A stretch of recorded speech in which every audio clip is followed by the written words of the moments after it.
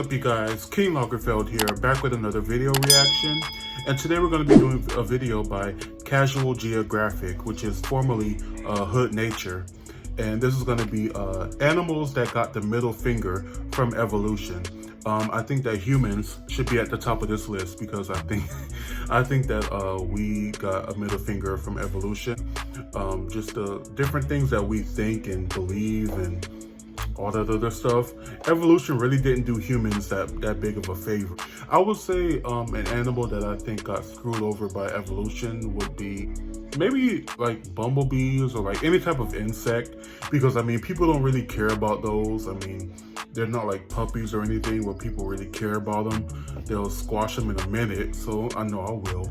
But anyway, you guys, let's go ahead and see what animals he has on this list that got screwed over and got the middle finger by evolution. This should be interesting. Let's go ahead and get into it and see which animals they chose for this video. Let's go ahead. Evolution is a bitch named Emily. She sure is. That's it. That's the whole intro. Don't get me wrong, the concept of evolution's pretty cool. It's the reason giraffes get to flex their high in the entire animal kingdom. But there are just times where nature and evolution decide to team up and absolutely hoe an animal's entire existence. So here are 10 animals that I personally think got done the dirtiest. It's not exactly in order, but obviously some animals are going to get violated more flagrantly than others. And I say that because if this list were actually in order, the octopus would probably medal at the Oppression Olympics for, well, let me explain. Octopus are highly intelligent, and scientists believe they have the same cognitive ability as a 2-year-old human. Which might not seem impressive, but that means octopus are on the same IQ level as some dogs. They're even smart enough to use tools, whether it's using the tentacles of the venomous carnivore as a weapon, which they actually do, or carrying a coconut around to keep as a travel-sized panic room. I mean, that's smart. But being smart is the only thing they have going for them. First of all, most octopus come into the world as orphans. The mother octopus will spend months guarding and washing her nursery of up to 50,000 eggs. Since it's too dangerous to leave them alone, since there's no daycare underwater, she often won't eat the entire time. Oh my Which God. means once the clutch of eggs are finally ready to hatch, the mother is shriveling, starving, and ready to become initials on Twitter. 50,000 eggs? Struggle doesn't end there. In fact, that's when it starts. These babies the size of a grain of rice have to figure out life in an ocean full of animals that'll actually try to put an end to it. It's so bad that out of the 50,000 children, if more than 2 survive to adulthood, it's considered overachieving. That honestly wouldn't be a big deal if nature didn't already nerf them with their lifespan. Being an it's animal so ridiculously so short scary. that a majority of octopus species that live life to the fullest still won't be alive for their first birthday. Being an octopus means you can be born on New Year's, have a midlife crisis by June, only to be a memory by October. Giving an animal high intelligence just to cut its life after 1 to 2 years just seems like an intentional dick move. And because they have no shell or no armor, they'd honestly be lucky to live that long. Having no real way to defend themselves means a good number of them end up a sea lion's chew toy or a dolphin's frisbee. To be fair, octopus do have camouflage, in some cases highly toxic venom, but for the most part they get bodied by most of the ocean. And to add insult to injury, every octopus you see is probably a virgin because once they get laid, they die. You already saw what happens to the mother, but where the daddy at? Once the male octopus mates, he basically just gives up on life. The male octopus that's catched in his V-card will swim around catatonically until he either gets torn apart by predators or dies of starvation as his body falls apart due to senescence. Not like it really matters because most female octopus are bigger than the male. So they just do it once and then just during. But one thing's for sure, if his day doesn't come out of commission, his post-nut clarity will. Octopus don't live long, but for the months they're alive, their entire existence is a jihad. Now you know why Squidward couldn't give a if a paid him. But at least with the octopus, it just seems to be really bad luck. They may be a victim of circumstance, but at least you get the idea that nature didn't go out of its way to screw them. Not like with this bird. Kiwi bird is probably the best proof that evolution ain't perfect. This tiny bird is actually part of the rat-type family. And this cookout includes ostriches, emus, cassowaries, and the rhea. But unlike its bigger cousins, this bird that shares its name with a fruit is about 18 inches tall and no more than 7 pounds. It's kinda like having cousins 6'3", 6'4", and 6'6", yet you came out looking like Tory Lanez. Like your family's tall enough to fit in an NBA locker room, yet you get it from a chair and stay the same height. But of course nature wasn't done screwing with this bird because like its relatives, they can't fly. Totally flightless, and despite being related to ostriches, a Jurassic reject, and a bird that literally won a war against Australia, kiwi's about as defenseless as the fruit that got named after it. Basically, you're looking at a bird that can't bird. The kiwi is such light work that they can only survive on islands without any mammalian predators because they're really a couple stray cats away from being put in the history books. And somehow, that's not it, because nature shrunk everything about this bird. You can't everything defend except yourself. the eggs they have to push out of their body. Despite being about 60 times smaller, kiwis have to deal with eggs nearly the same size as an ostrich's. And at 20% of its body weight, that would be like the average woman birthing a 35-pound baby, with the same equipment. It's such a hell to live that the egg actually rearranges the bird's organs and stretches its rib cage. There's too many things wrong with them for me not to think nature has serious beef with this bird. especially when you realize the kiwi's closest ancestor was the elephant bird, which was about 10 Elephant feet, bird. 1,600 pounds. So yeah, they got nerfed bad. At least they didn't get hit as hard as, say, the sloth. For being completely honest here, the sloth has almost nothing going for it. Because they insisted on eating nothing but leaves, their diet makes them one of the slowest animals on the planet. Adorable. Because they physically can't afford to spend energy they don't have, because going into debt would mean death. It's to the point where baby sloths have to quite literally hold on for dear life, because if it falls to the jungle floor, the mother likely won't waste the energy trying to get it back. And that's because if you're a sloth, leaving this tree is the most dangerous thing you'll ever do. Sloths only poop about once a week, and when they do, they'll climb out of the tree and get on the ground to do it. Why they don't just drop a deuce from the trees, I couldn't tell you. Nobody knows what goes on in their heads. But this means about half of all sloth deaths involve getting clapped on the toilet like Elvis. One thing sloths have going for them is that they're so mind-numbingly slow that algae actually grows on them, giving them free camouflage. There's a catch. There is always a catch. When one of your biggest ops is an eagle with quite literally some of the best eyes in the world, wearing a moss blanket isn't going to amount to too much. Oh! And you know evolution was actively with them, because sloths are actually really good swimmers and can hold their breath for 40 minutes, longer than dolphins. The eagle didn't have to do them like that. But it means almost nothing when most of the time they go swimming is by accident when they fall out of a tree. And that weak-ass doggy paddle might save them from drowning, but it won't save them from getting murked by an anaconda or a black caiman. But the really sad part is, sloths could actually be way better than this. Its close relatives, the armadillo and anteater, are able to put the same claws that it has to good use, and anteaters have even been known to swing on jaguars. You have a homicidal vacuum cleaner that has put jaguars and people in coffins, and then you have a moss blanket with a face. Just like the kiwi, the sloth used to be better than this. Megatherium, aka the giant ground sloth, was in the same weight class as elephants, and they actually knew how to use those claws. So much so that if Ice Age were realistic, Sid would have worn Diego's ass like a fur coat. But its massive size ended up screwing it in the end, as they basically got hunted into oblivion by humans, leaving us now with the virtually defenseless, dead-eyed, slower than molasses algae apartment that we call the sloth. You know that thing on TV where it's like someone gets a genie that grants wishes, but only does so in a way that horribly bends them over in the end, and the moral's supposed to be careful what you wish for? That basically sums up this next animal, because it looks like it got finessed by a genie in one of the most disrespectful ways possible. This is a fiddler crab. Male fiddlers have one giant brolic claw whose only purpose is to get a female's attention. Lady crabs choose their mate based on who has the biggest claw and therefore can pass the best genes to her clutch of eggs. The problem is, that is literally the only thing this claw is good for. Because that claw is too big to pick up food, the male fiddler crab can only feed himself with that smaller claw. That massive claw is actually a disability that means the males either eat half the food or take twice as long as the females. The only problem with that is that these crabs only eat during low tide, and the longer the crab spends eating, the more likely they are to end up as someone else's main dish. In the evolutionary arms race for female validation, the male fiddler crab is more likely to end up getting eaten by gulls, raccoons, reptiles, and sometimes even bigger crabs. And since the females enable this by being attracted to the bigger but less functional claws, the fiddler is now trapped in a vicious cycle. By preferring males with a trait that quite literally gets them put on a shirt, the females indirectly screw the next generation. Gotta be careful what you wish for, especially if you're this next animal. Because the peacock has the same problem on steroids. We can all agree that the peacock is the biggest flexor in the animal kingdom, and rightfully so. Yeah. And just like with the crab and basically every other aspect of life, bigger is most certainly better. The more colorful and eye-catching, the better the peacock's chances at bagging a peahen.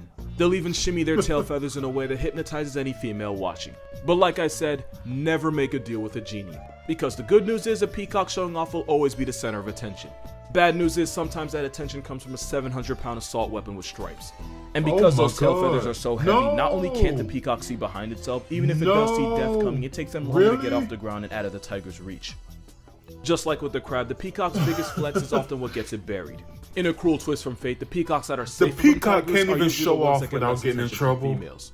So by having a preference, the peahens doom their future children to a fate of ultimately ending up as a tiger's toothpick. The peacock and fiddler both got handed massive L's from nature, but at least you can see the thought process behind it. Having huge claws and fancy feathers attracts females, so technically it does serve a purpose. In comparison, the Luna moth got shafted for no reason at all. To make a long story short, adult Luna moths don't have a mouth and therefore can't eat. The only thing keeping them alive is the energy they store as caterpillars, but once that runs out, so does their time.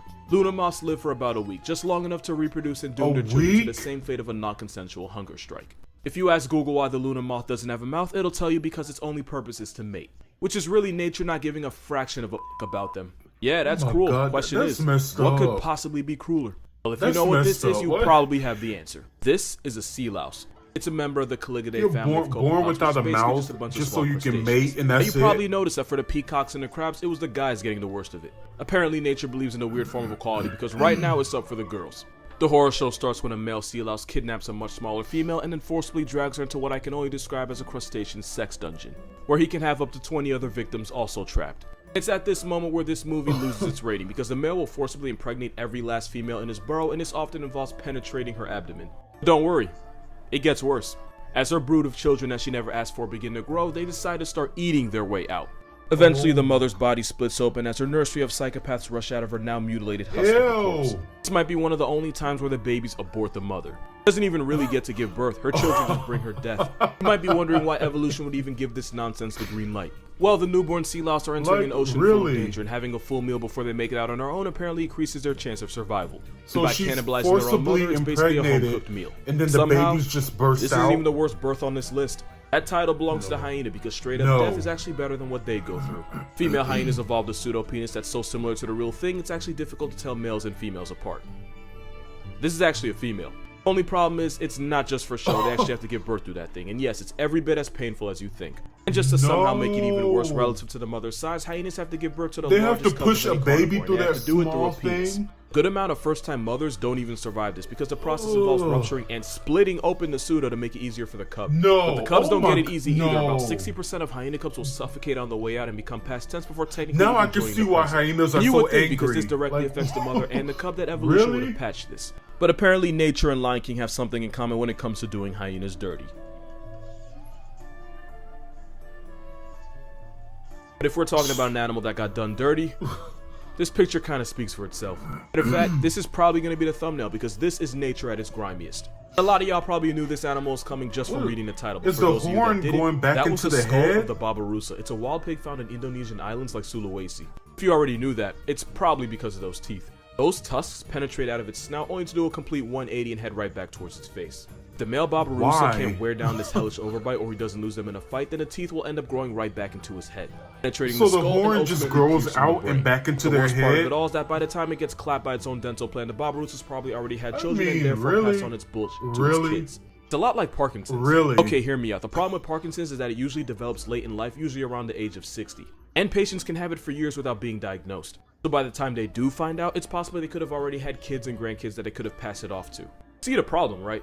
The only good thing is that it's somewhat rare for a child to inherit Parkinson's from their parents. The Babarusa, not so lucky. And as long as females find big tusks attractive, and as long as the tusks only murk them after they've had babies, this pig is going to be screwed eternally, and evolution can't even stop it. But when you talk about being sodomized by the fleshy phallus of nature, you're probably talking about cheetahs. If you watch Tirzu, if you're watching this, you probably do. You probably heard him say that cheetahs are F-tier garbage that either need to be buffed or just vaulted out of their misery. I love cheetahs, I really do, but out of every animal on this list, evolution might have bodied the cheetah the hardest, and for one simple reason. Cheetahs are really fast. That is all they have.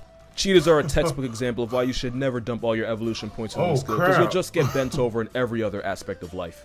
Because they're built for speed and absolutely nothing else, cheetahs often get bullied by other predators, especially lions and hyenas. And because cheetahs have to expend so much energy just to make a kill, it forces them to rest right after, which makes it really easy for other animals to just step in and run their pockets. Oh. Well, but for real, if you're a cat and a bird that literally only eats the dead is able to run you off, you got a lot of problems. Worst part is, cheetahs could easily avoid all of this. Leopards are also lightweight, solitary hunters that occasionally get their food stolen, but they're able to carry their kills up in trees where they can't get harassed by scavengers. But in the evolutionary race for speed, cheetahs evolved non-retractable claws to use as cleats to keep traction while running. Which is why cheetahs can't climb trees, so they gotta get violated on the ground. Cheetahs are such pushovers that one hyena can successfully rob several cheetahs right in their face and then dare them to do something about it. Cheetahs compromised everything for speed, so now they get to speed run through life. About 70% of cheetah cubs born in the wild will be 6 feet under before their first birthday. And just to add on to that, because why the hell not, thanks to genetic bottleneck, a majority of the cheetah population is highly inbred. What you're looking at is a cat that doesn't really know how to cat. Because instead of roaring like lions, tigers, and leopards, the best this spotted doormat can do is chirp like a bird. Matter of fact, if you YouTube it real quick, you'll find they make every sound that isn't a roar.